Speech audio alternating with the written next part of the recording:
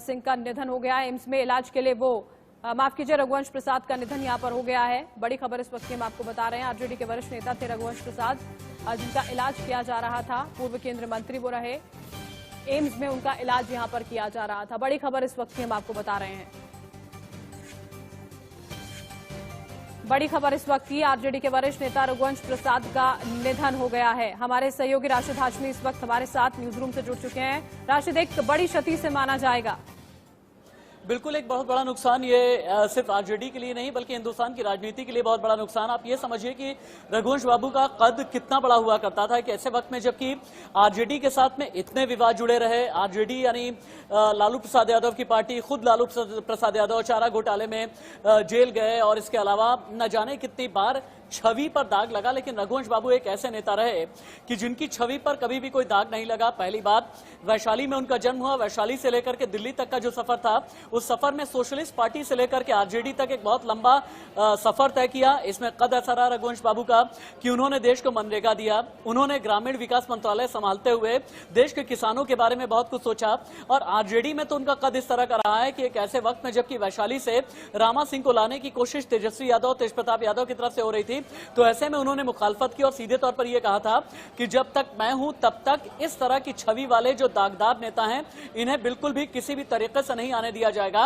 और ये वही रघुवंश बाबू थे जिन्होंने ये कहा था कि कर्पूरी ठाकुर के बाद से लगभग 3.5 दशक में कभी भी लालू प्रसाद यादव का साथ नहीं छोड़ा है। एम्स से पिछले दिनों चिट्ठी लिखी थी, हालांकि बाद में यह कहा गया कि लालू प्रसाद यादव की तरफ से भी चिट्ठी लिखी गई और यह कहा गया कि ऐसा सुनने में आ रहा है कि आप हमें छोड़ करके जा रहे हैं, लेकिन आप हमें छोड़ करके नहीं जा सकते।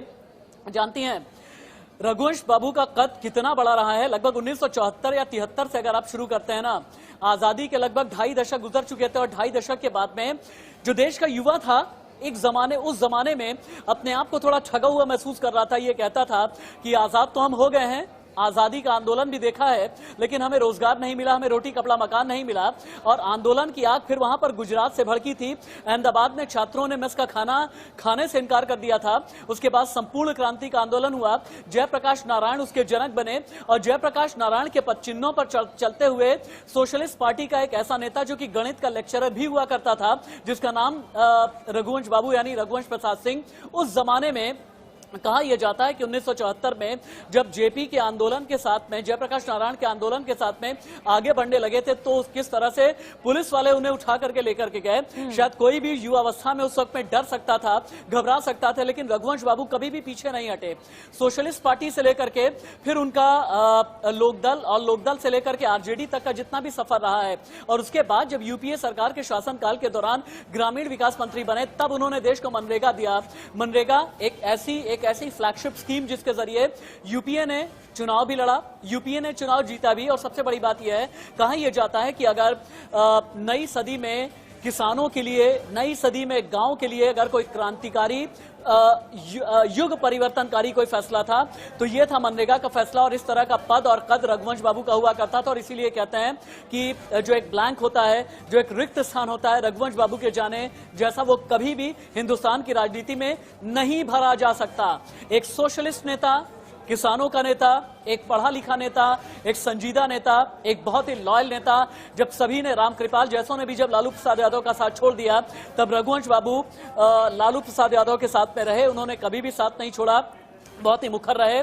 जब चारा घोटाले में लालू प्रसाद यादव को जेल जाना पड़ा, तब भी एक आरजेडी की आवाज बन करके रहे। बड़ी बात यह है कि आरजेडी की बुलंद आवाज, मुखर आवाज और बहुत ही ईमानदार आवाज के तौर पर जाने जाते हैं। और फिर से मैं कहूंगा, आरजेडी में अगर बेदाग छवि का कोई नेता, तो आज ही नहीं अगले कई दशक तक नाम आएगा रघुवंश प्रसाद सिंह का। आरजेडी में अगर अपनी बात लोकतांत्रिक तरीके से कहने वाला नेता, तो नाम आएगा रघुवंश प्रसाद सिंह का। एक ऐसा समाजवादी नेता, एक ऐसा सोशलिस्ट नेता, जेपी के पद चिन्हों पर चलने वाला नेता, कर्पूरी ठाकुर को अपने में समाहित किया हुआ नेता, नाम रघुवंश प्रसाद सिंह। और देश की राजनीति के लिए एक बहुत ही बड़ा रिक्त स्थान छोड़ करके गए हैं रघुवंश बाबू। बिल्कुल राशिद, आप लगातार हमारे साथ बने रहिएगा। और जिस तरह आप कह रहे हैं कि एक बुलंद नेता थे, एक मुखर छवि वाले नेता वो रहे थे, लेकिन वो जो आवाज उनकी रही थी मुखर, वो अब हमेशा के लिए बंद हो चुकी है। राशिद, आप हमारे साथ लगातार बने रहिएगा, आगे भी हम आपसे इस खबर पर बात करेंगे। फिलहाल वक्त एक यहाँ पर